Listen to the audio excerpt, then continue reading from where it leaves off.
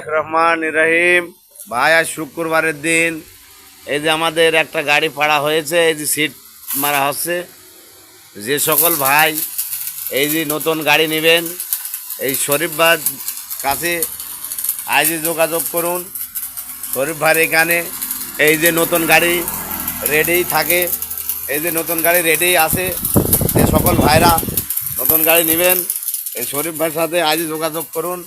শরীফ ভাইয়ের শোরুমে সব সময় নতুন গাড়ি বানানোই থাকে, আর এর পাশাপাশি সেকেন্ড হ্যান্ড গাড়িও অনেকেই থাকে। এই যে শুক্রবারে আজ এই যে 12টা পর্যন্ত দোকান খোলা থাকবে। 12টার পরে সেলবিলি সব নামাজে যাবে।